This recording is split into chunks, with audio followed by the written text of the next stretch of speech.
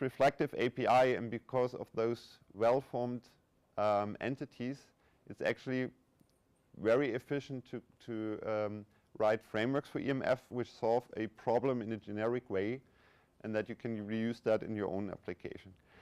Now, if you're interested in benefiting from EMF or from any of those frameworks, and you're looking for the right solution,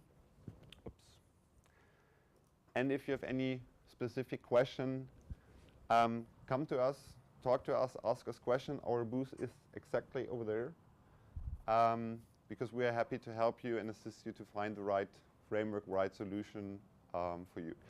That was the marketing slide for today because it's a sponsor talk. Okay, that would be it. Are there any questions?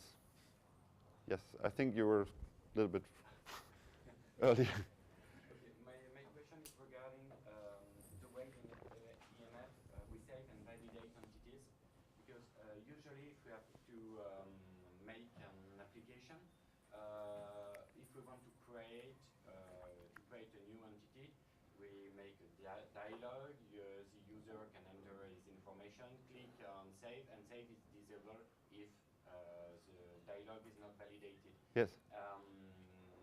It's a bit the same thing for the update.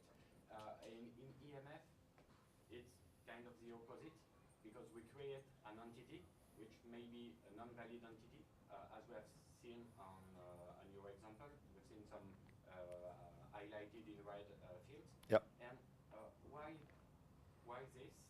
And in practice, is it the problem or? So this more depends on the UI, how actually the UI deals with it, rather than, so it's not really specified by EMF when you actually create the entity. I would say that most applications using EMF create an object because there is a very convenient API to validate an existing object in EMF. Because you can validate all the constraints defined in a model just by one line of code. And that's why I would say it's more convenient to just create the object. But it would be no problem, for example, to change this generic editor to open up a dialog and then first validate the constraints without actually putting the new entity into the model.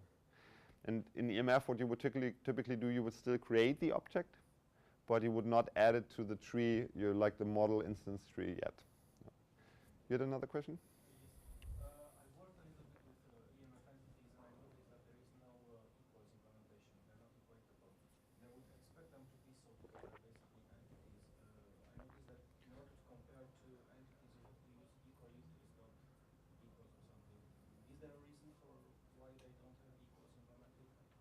Actually, that surprises me because I would claim they have.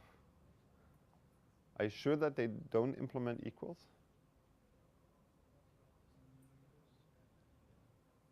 Okay, promise me that you come to our booth after we will look that up. That would surprise me. Yes. What if we have more complex validation? So, in model view control pattern, how would this integrate with if you have controllers for model validation? So there are several ways to describe constraints in EMF. Like first the model itself, then you can add everything which can be expressed in XSD also to an eCore. And finally, you can also write Java code to provide constraints. So if you do that, EMF will basically generate an empty method for you, a validator, and there you can write whatever you want. And for example, what we did for a customer project is they had a lot of constraints already defined in another XML language, which was there on their server. So in this case, you would write an adapter, meaning a small wrapper which knows, okay, if I need to validate this attribute and this value, I can call another service and get the result, and then I push it back to EMF. But basically the message is you can do whatever you want because you can write plain Java code.